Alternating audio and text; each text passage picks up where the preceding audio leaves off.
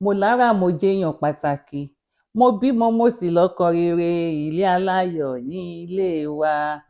Gẹ́gẹ́ bí mo ṣe máa ń sọ fún yín wípé tẹ́ ẹ bá ti rí Bọ́sẹ̀ Akínọlá ẹ ti rí ilé aláyọ̀, tẹ́ ẹ bá ti wá rí ilé aláyọ̀ ẹ ti rí Bọ́sẹ̀ Akínọlá. Lórí ètò yín kan náà ni mo tún dé lọ́sẹ̀ yìí, ilé aláyọ̀ with Bọ́sẹ̀ Akínọlá. Canada edition leléyìí. Ìrìn mi ò kéré o, ṣe ni mo ṣáà ń káàkiri wípé ìgbádùn tí ó ní wàhálà àti tèmi, bí ẹ̀kọ́ kan àbí méjì tẹ́ máa rí kọ́ nínú ìgbéyàwó tó máa wúlò fún ìgbéyàwó lẹ́yìn torí ẹ̀ la ṣe wá. Má pẹ́ yìí tẹ́rù bá pè ṣé ìgbéyàwó dùn ṣá, ilé tí mo wọ̀ ìgbéyàwó dùn torí tó bá ti kúrò lọ́dún kìíní ọdún mẹ́wàá ogún ọdún wọn ò tún lè béèrè lọ́wọ́ wọn pé ṣé ìgbéyàwó dùn. Torí ẹ̀ ni mo ṣe wá sọ́dọ̀ àwọn bàbá wa láti fi kọ́ ẹ̀yin ọmọ ọ̀sìn, ẹ̀yin tẹ́ ẹ ti wà ní marriage tẹ́yìn ẹ̀rù tiẹ̀ ń báyìí, àbẹ́yìn tẹ́ ẹ sọ wípé báwo mo ṣe fẹ́ ṣe, ó ti sú mi mo fẹ́ jáde. Bí bàbá ṣe ṣe ìrìn àjò wọn tí ìgbéyàwó wọn fi dún láti ìgbà yẹn títí di àsìkò yìí, wọ́n fẹ́ fi tó àwa ọmọ ìsìn ká lè rí ẹ̀kọ́ kan àbí méjì. Ẹ̀yin olólùfẹ́ mi, ẹ má gbàgbé láti subscribe sí Akipos TV, ibẹ̀ lẹ ti máa rí ilé aláyọ̀ with Bọ́sẹ̀ Akínọlá wò. Ẹ jẹ́ kí n ṣàfihàn bàbá wa ẹ kú dédé àsìkò yìí sá.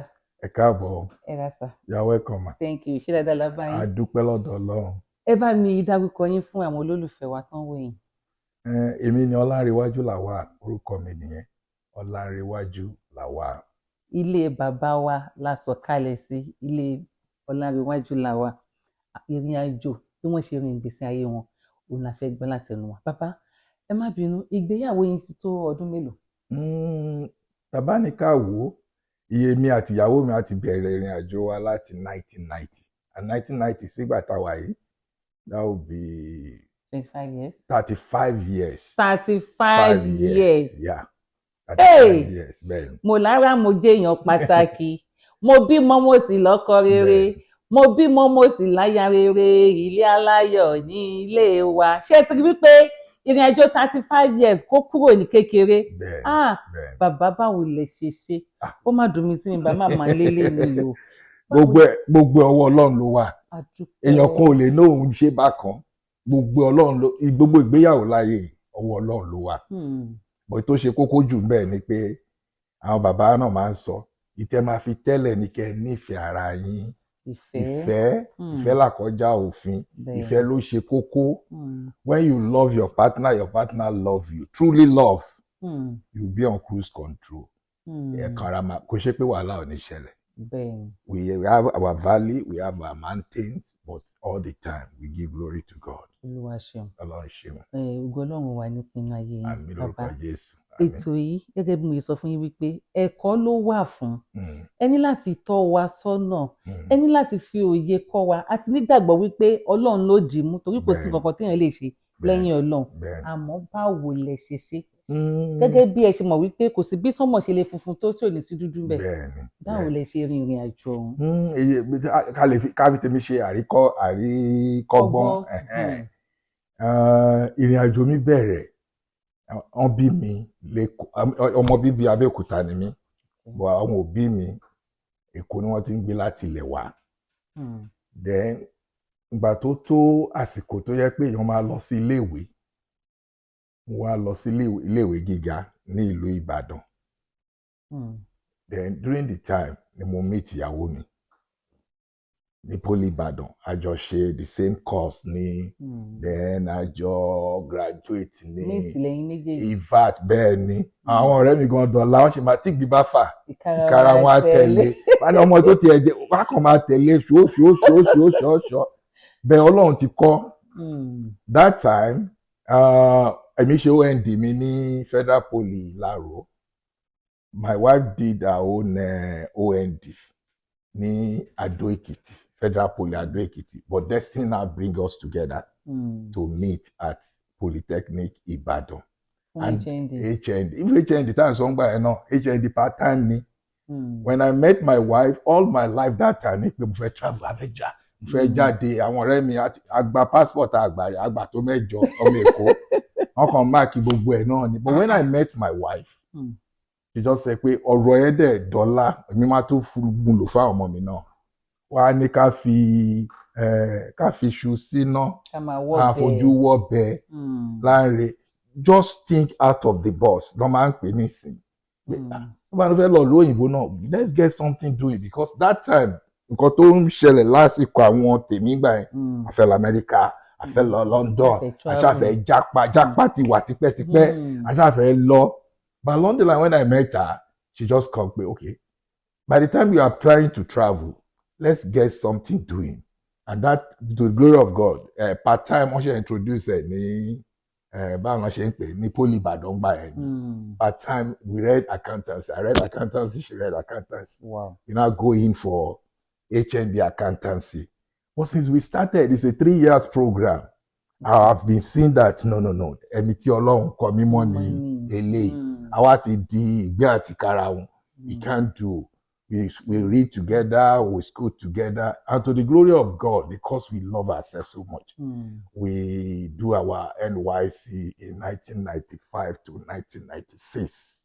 And during that 1995-96, I was posted to Kano. She was posted to Yobe State. But kò sí ìsìnfò, kò sí gbogbo ẹ̀. But along the line, as God will have it, we are both redeployed to Ondo State. Oh. And before we have it, we do orientation at Efalaye. Then that was NYC that's covering Ondo. Okay. But as God will have it, God bless us. We are copper, but He opened frontier for us. We do CD, we do school run for little children. And we decided to marry that 1995. Wow. And to glory of God, we got married in 1995. And then since that time, things have been going on fine for us.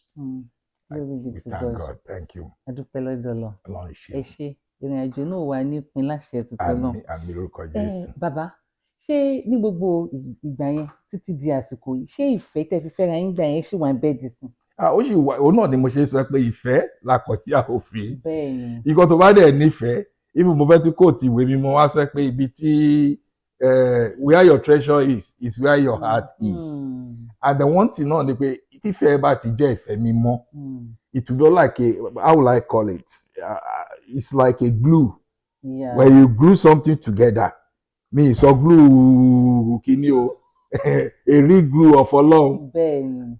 Tiny valley, mountain, ẹ máa wà bẹ́ẹ̀ náà. Because what you'll be seeing is beyond all these distractions. Bẹ́ẹ̀ni. Whatever kò ṣe pé à ń jà máa. Tẹ́ bá wá jà, báwo lẹ ṣe yanjú ẹ̀? Òun náà yìí máa ń sọ pé ká máa mọ fúnra wa ló dáa jù. Àná bàbá máa ń sọ kíní kan òun dẹ̀rẹ̀ mí tẹ̀lé náà. Wọ́n ní nínú ìgbéyàwó ìyọ̀kan á jẹ́wúrẹ́, ìyọ̀kan á jágùtàn. Tẹ́ bá ti lè ṣe yẹn, ìyọ̀kan á jẹ́wúrẹ́, ìyọ̀kan á jágùtàn. Àti ìyọ̀kan bá jẹ́wúrẹ́, for example, fẹ́ fi tèmi ṣe àkọ́rí ṣe. Tí ìyọ̀kan bá jẹ́wúrẹ́, tí ìyọ̀kan jágùtàn, tó bá yá tébù àtúntàn. Bọ̀bí wọ́n ẹ nífẹ̀ẹ́ ara yín yẹn, bẹ́ẹ̀ ni. Ewúrẹ́ náà máa padà di àgùntàn. Àgùntàn. Oh my God, it works. Ó bẹ̀rẹ̀ ẹ jẹ́ kí èmi sọ tèmi. Nígbà tá a bẹ̀rẹ̀, èwo la lè pè lágùntàn náà? Àgùntàn ló stubborn. Àgùntàn ló tutù. No. Àgùntàn ló tutù. Ewúrẹ́ ló stubborn. Èmi lè wúrẹ́ that time. Highly stubborn. Bọ́mí jẹ́ kó pẹ̀lú yín. Ó náà ni mò ń sọ because it's not measurable. Ọlọ́run ló ṣe. But he can be able to endure my escape, endure my all excesses, endure everything. But as times goes on, mo ṣe sọ pé èèyàn table máa ń tàn. Àwọn ìwà stubborn báyìí. No, kò àti ẹni pé stubborn náà. But ìgbà tí Ọlọ́run ti wá ń ṣe tó jẹ́ pé a ti ń dàgbà, àwa náà ti súnmọ́ Ọlọ́run, a ti ṣe àjọ ilé Ọlọ́run, wọ́n fi ẹ̀kọ́ Ọlọ́run tún bọ́ wa more and more. Now that what I call it, that excesses of this thing is now calm down on me. Then you can now see that èmi àti ẹ̀gbọ́n àti wá meet at equilibrium. You understand? And along the line, mi nígbà yìí mi ò nígbà yìí mo lè gba anything nísìn. I will now be the taker. Ni mo sọ pé gbogbo yóò stubborn náà bí kíní. But àwọn excesses tiẹ̀ tí a bá tẹ̀ máa fojú fò ń gbà yẹn tí mi ní fẹ́ gbà tó bá ṣe nìsín bí èrè ló máa jẹ́. Bákan wò pé ẹ máa ti wá di bàbá bẹ́ẹ̀ ni bàbá ni. You cannot fojú fò a lot of things. And as we are growing up, the wisdom of God is now coming to the marriage. We now see God first. lọ́lọ́run lè ṣe ń lè aláyọ̀ anadẹ̀ dúpẹ́ fún gbogbo nǹkan tí Ọlọ́run ṣe fún wa up to this stage. Olúwa ṣeun, kò ní dìbàjẹ́. Àmín lórúkọ Jésù. Bàbá gẹ́gẹ́ bí mo ṣe sọ fún yín wípé ètò ẹ̀kọ́ la fẹ́ kọ́ níbẹ̀. Bẹ́ẹ̀ni. Ìmọ̀ràn yín ṣe pàtàkì fún wa, ó ṣe pàtàkì fún àwọn tó ń wò wá, ó ṣe pàtàkì fún àwọn tó fẹ́ ṣe ìgbéyàwó, ó ṣe pàtàkì fún àwọn tó ti gbéyàwó. Bàbá, ní táìmù tó bá dúdú tó kan, báwo ni àwa ọmọ ọ̀sìn ṣe máa survive tá a máa fi dé level tẹ́yìn náà dé? Èmi màá tún sọ òyìnbó díẹ̀. Ayé tán náà wà ní sọ ní ayé jẹ́nsí àbáyé ẹ̀yẹ́ náà wà ní. The reason tí wọ́n yàtọ̀ àní máa dẹ́ sọ ọkọ fún gbogbo èèyàn náà tó bá fẹ́ gbọ́. Environment agbègbè ó ṣe kókó láyé. Nígbà táwa marry wọ́n ṣe ń lé mi àwọn tó bí wa they are old type ìyẹn làwa gbà lásọ di nǹkan but mo lè sọ fún yín ní pé stages láyé level tá a wà ní pẹ̀lú bí táwọn Ọlọ́run tún dá wa sí tá à ń gbé nìsín it's another ball game entirely but the basis tá kò máa sọ fún ọ náà ni pé one thing ni pé you must love yourself because tẹ bá nífẹ̀ẹ́ ara yín kò sẹ́ni tí ò necessities ọkọ ní ìyàwó ní but one thing ni pé ẹ ń láti tolerate ara yín tolerance is the key. Tolerance is the key. Ká gbà bọ́lọ̀ ń ṣe dá wa bíkọ́ ọ̀pọ̀lọpọ̀ gbà bọ́lọ̀ nínú ìgbéyàwó tí mo ti rí o lóríṣiríṣi tó máa ń béèrè ọkọ àti ìyàwó mi ò gbà fúnra wọn. Kò yẹ kó rí bẹ́ẹ̀ òun náà ló ṣe ká fi ọ̀rọ̀ Ọlọ́run ṣe ìpilẹ̀ṣẹ̀ tá bá ti fi ọ̀rọ̀ Ọlọ́run ṣe ìpilẹ̀ṣẹ̀ a máa rí in another view a máa rí in another way but tá bá ti fi ń ṣe ní ẹlẹ́ran aládé ìwọ ò ní gbà èmi ò ní gbà náà ni ẹ wà dẹ̀ ti gbà tèmi ò gbà táwọn ọ̀rẹ́ tiẹ̀ ti yín sí ẹ létí táwọn tèmi náà yìí sí àbọ̀dẹ̀ ní ẹni ogọ ní I defy to finish ni. Bàbá nǹkan kan tún wà tí mo tún máa ń notice pàápàá ẹ̀yin tí ẹ wà ní Canada bí lè máa lè bá wa yànnà náà ọ̀pọ̀lọpọ̀ couple mi wọ́n máa close wọ́n á fìfẹ́ hàn àwọn fẹ́ travel lẹ́yìn àti mọ́mí sì jọ travel gbogbo wọn máa ta nǹkan tí wọ́n ní Nàìjíríà wọ́n á débi tán bá débi tán wọ́n ní lọ́dún kan ẹgbẹ́ fún wọn ti túká ẹlòmíì tẹ̀lé sọ pé bá mi yọkùn independent omi ò fẹ́ o ọlọ́pàá máa ṣe investigation àwọn méjèèjì at the end of the day ọ̀pọ̀lọpọ̀ náà ti dá padà sí Nàìjíríà lọ́wọ́ tí bàbá kí ló fà? Ok ẹ jẹ́ n ṣàlàyé fún yín tó fà náà ní nǹkan tá a ṣe sọ ni pé ọ̀rọ̀ ìgbéyàwó láyé ó ṣe kókó ìfẹ́ la fi ń gbé ilé ayé ìfẹ́ la fi ń gbé ilé aládùn a rí níbi ìgàn pàápàá ní irú community àwa wà Winnipeg làwa wà ní Manitoba in Canada àti rí oríṣiríṣi tí bá ní a rí oríṣi àti oríṣiríṣi tá a dá sí wọ́n á dira wọn mú wọ́n á débì tán bá débì á wá dàbí pé another person lè fẹ́ tí mò ń sọ yìí tí mo ti fojú mi rí wọ́n lè ní ọmọ méjì mẹ́ta mẹ́rin márùn ìgbà ẹni wàhálà ṣe bẹ̀rẹ̀ kò ṣe pé bóyá wọ́n kàn wọ́n dé I love you gbogbo then wọ́n débì but along the line when the reality now comes ẹ lè wò pé ṣé ọkọ ló ń fi ìwà pamọ́ fún ìyàwó ni àbí ìyàwó ló ń fi ìwà pamọ́ fọ́kọ ẹ̀yin tó jẹ́ pé ẹ dùdùdù ẹni fẹ́ wá Canada láti wá gbé pẹ́pẹ́kẹ́ lè rí good life then you now come here then you started the way we started build up ó kàn dé ọ̀n ti ra lé wọ́n ti ṣe gbogbo ẹ̀ wọ́n ọmọ ń lọlé wọ́n ṣe kinní kan wàhálà kan bẹ̀rẹ̀ kí dẹ̀ ni wàhálà tiẹ̀ nǹkan tiẹ̀ ní tèmi nǹkan tiẹ̀ tèmi ní tiẹ̀ all this kind of àdé àwọn oníyíyín náà lọ́tún lọ́sì tí wọ́n mọ̀gbà tẹ́ bẹ̀rẹ̀ náà àwọn náà bẹ̀rẹ̀ sí kẹnu bọ̀ òun náà ni mo ṣe máa ń sọ fún gbogbo èèyàn ni pé ọkọ àti ìyàwó ń gbọ́dọ̀ kọ́kọ́ ṣe ra wọn lọ́kàn kò ṣe bá dé battle ground la ṣe máa wá àdá àtọ̀bẹ before we go to the battle ground ló yẹ ká ti mọ nǹkan tá a fẹ́ fi lọ ja ogun wọn máa ní ogun ilé ayé yìí náà ẹ̀pọ̀ kéèyàn dira àrùn ó lè dira pẹ̀lú ọ̀rọ̀ Ọlọ́run ni and then bí mo tún wá rí lọ́rọ̀ ọkọ àti ìyàwó náà tó ń wá sí part of this day tó ṣe kókó jù ọ̀pọ̀lọpọ̀ ò nífẹ̀ẹ́ ara wọn dénúdénú láti lẹ̀. wọ́n fi bímọ mẹ́ta mẹ́rin. ó wà bẹ́ẹ̀ àti oríṣiríṣi ọ̀pọ̀lọpọ̀ ò nífẹ̀ẹ́ ara wọn then ó bó ṣe wà ní líìkì ló wà gbàǹjà àbọ̀kọ wí àbáyàwó náà wí àti ọkọ tó jẹ́ pé tó bá rojọ́ lẹ̀ fún wa tán a ní ọmọ wo ni kò ṣe nǹkan kan ó kàn wálé ni mo máa ń fún lówó ní mo máa ń ṣe ní Nàìjíríà kò mọ bí mo ṣe gbé òun débi kò ṣe kinní kan tẹ́ bá worú ọ̀rọ̀ yẹn dáadáa ẹ ti rí pé mí ego mí bẹ́ẹ̀ ni ìbí pé kò empower ìyàwó ẹ̀ láti lé bóyá ìyàwó yẹn gùn tiẹ̀ lẹ́nu ọ̀rọ̀ bá ti sọ̀rọ̀ pẹ́nu ẹ mọ́ then ibi táwa dẹ̀ wá ń gbé yìí ẹ jẹ́ sòótọ́ fún yín ìlú tó full of opportunity ni ibi ó bá lè ṣiṣẹ́ dé ni ló máa pawó dé bó tó má ti fìfẹ́ lò láti lé wọ́n á dà pọ̀ then I used to tell even my children too that got married I used to advise them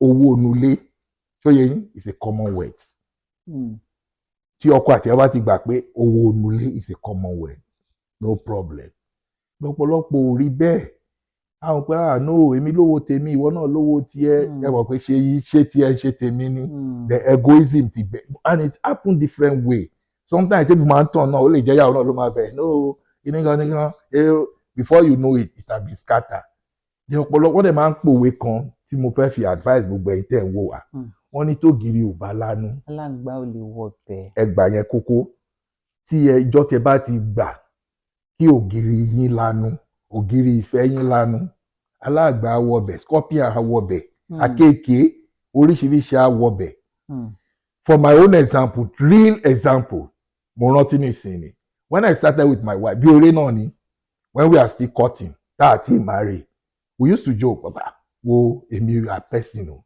if no third party lọ èmi tí n bá ṣẹ̀ tó bá ṣẹ̀ mi but rule mi tèmi nìyẹn káyàwó àbí náà á testify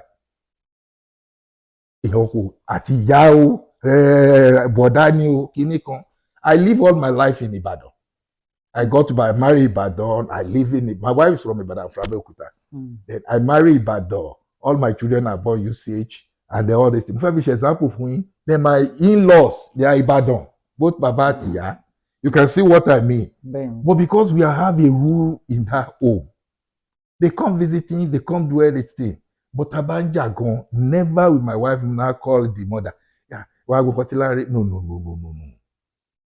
and me and my wife Ọlọ́run ló ṣe if you are fighting now when we are still back home tí o bá kọlẹ̀ kókókókókókó a máa sọ di drama ni because onítọ̀hún ya wọlé a máa jọ normal wa ló máa rí ọ̀tọ̀ yẹn bá padà sórí ọwọ́ wa then kò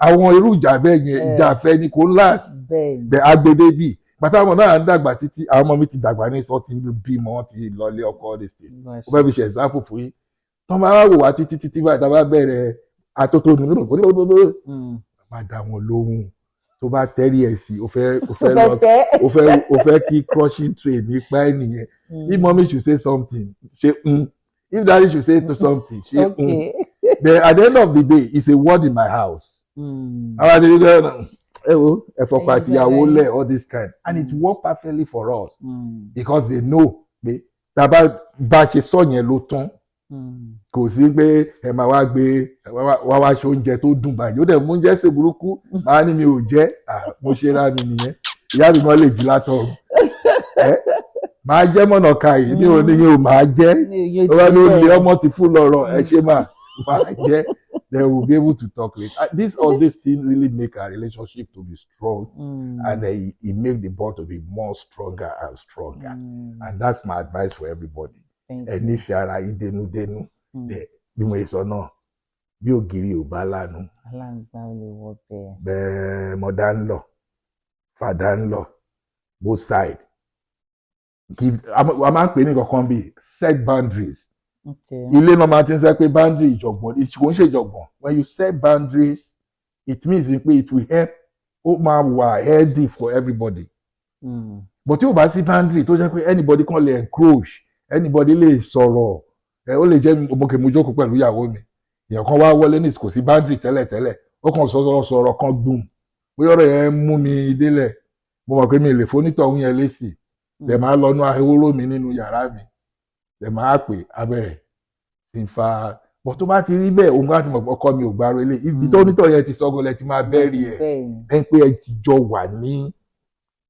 the same mind and the same mindset ló dẹ̀ kọ́kọ́ àti ìyàwó wà because when you are in the same mindset ẹ máa go far ẹ máa ọ̀tọ̀ nígbà tá a cohort ọ̀gbà nígbà tá a marry, ọ̀tọ̀ nígbà tá a ti di young boy tá a lè jẹ gbá, ọ̀tọ̀ nígbà tá a ti wá di bàbá ní ìsọyẹ pé lọ́wọ́lẹ̀ la tún wà nísìn àwọn ọmọ mi gbọ́dọ̀ kárí mọ́ bí tó yẹ kán kárí mọ́ àwọn kìíní kò gbọ́dọ̀ àdéhùn lọ́wọ́lẹ̀ la tún wà then we are managing it all. Ọlọ́run á rọ gbogbo wa lọ́wọ́, Ọlọ́run á yan ire fún gbogbo wa. Àmín o. Ilé Aláyọ̀ with Bọ́sẹ̀ Akínọlá, ẹ ṣáà ti bá mi subscribe, ẹ like, ẹ comment, ẹ share, tell someone to tell someone pé Ilé Aláyọ̀ ẹ̀kọ́ tó pọ̀ la máa kọ́ bẹ̀. Bàbá kí tó lọ, ìjẹ́ bí ẹ ṣe nífẹ̀ẹ́ ara yín tó yìí, ṣé ẹ sì máa ń gbé mọ́mì jáde? In fact kánígbà máa pè honey on pie ẹni tí ò bá ń ṣe mo fẹ́ kọ́ máa ṣe it works wonder. ìyàwó ní túmi gbé omi pé where you go more expensive or something. That's one of the unique things I used to do. Okay. I was okay. Kí la tiẹ̀ lè move mi ká travel ká tẹ̀ kíní kan. I should buy into it and before you know it ó dàbí máa ń pè retreat náà máa ń pè. Tó bá wà lé pẹ̀lú ìyàwó ẹ̀ for a whole year tẹ́ ẹ̀ lọ́bì kankan mọ̀ pé máa jàjà 360 degree ní gbogbo ìgbà. Bẹ́ẹ̀ tó bá lè ṣe bóyá bí ọ̀sẹ̀ kan ìwọ àti ẹ̀ no baggage no ọmọ kan no everything just take yourself. Àwọn ọ̀rọ̀ tẹ́ máa sọ ní time tẹ́jọ́ máa wà for that 1 week or 2 weeks fúnra yín yẹn try it. Mi pé obìnrin ní a lot of things talk but as homemaker sometimes wọn nílé voice out. Then ó máa ń wọ̀ fẹ́ mi lọ́dún kan mi lè ṣe máa gbé jáde a lè gbéra kó Canada ká wá Nàìjíríà a lè kó ká lọ sí UK a lè lọ within exactly but mo á rí pé it works wonder. Kò sọmọ kò sígbà a máa padà sí oko wa àárọ̀ yẹn ni you be able to talk to me really come èmi náà máa netí àti gbọ́ràn gbogbo all distraction ọmọ business gbogbo ẹ̀ they are pulled away and I can really hear and ẹgbẹ́ yẹn la máa retreat a máa re-energize and when we come back to glory of God things work better and better more. Ṣé ti rí logistic bẹ́ẹ̀ yẹn Ọlọ́run bàbá ṣe o fún yín nìkan lára àwọn logistic tí wọ́n ń lò nínú ilé wọn tọ́lọ́ dẹ̀ fi ń dá wọn lóhùn pé àwọn àtìyàwó àwọn ajáde àwọn ní outing wọ́n á jọ gist wọ́n á sọ̀rọ̀ wọ́n á dàbí ìgbà tó yẹ pé wọ́n ẹ̀ṣẹ̀ ríra wọn padà so wọ́n á lè sọ̀rọ̀ bó ṣe yẹ kí wọ́n sọ ẹ wò ẹ ṣé mo dúpẹ́ o ẹ mo kí n tó lọ ẹ dákun níbi ìkan tí mo fẹ́ béèrè ǹjẹ́ tí Disney ẹ ṣì máa sọ fún mọ́mì pé I love you táwọn ọdẹ máa dá padà fún yín. ni mo sọ pé tébù máa ń tàn. Okay. Nígbà tá a bẹ̀rẹ̀ I love you yẹn ẹnu ìyàwó mi ló pọ̀ sí lọ́wọ́ alẹ́ nìsín kánú wà bí ẹ̀ bá ti rí I love you mi mo lè sọ ní má exaggerate tábàjọ wà mo lè sọ ní bóyá 50 times a day tí máa ń wá kó fún mi lóúnjẹ I love you ni ibi mo ní pẹ́ẹ́nì I love you now do me ọ̀nà àmì rí mo á dàbí báwo la ṣe máa pè mo ti di like a pet but I'm enjoying it. Wow. I'm telling you. pé tẹ́lẹ̀tẹ́lẹ̀ dẹ̀ ni àwọn ni wọ́n wo mọ́ yín tẹ́lẹ̀ bí kólókóló. òun náà níbi kan nǹkan tó ń kọ́ wa láti ilé òun náà ni mi ò fẹ́ kẹ́yìn tẹ wà ní ìsìn lò a gbé Canada ní ìsìn bẹ́ẹ̀ gbogbo kínní ìlànà náà ti experience back home. When I got married newly Ọ̀túnbàtà and court another ball game Asaf another ball game but when we got married when we say marriage ní first 5 years wa ìgbà ilẹ̀ ọmọ àmọ́ what is marriage. ìgbà yẹn gangan ní university. ìgbà ló ṣe mọ̀ pé gbogbo àjọ ń ṣe all this kind ìgbà yẹn ni pé ẹ ti jọ ń gbé then ó wá mọ̀ wá mi tán pátápátápátá.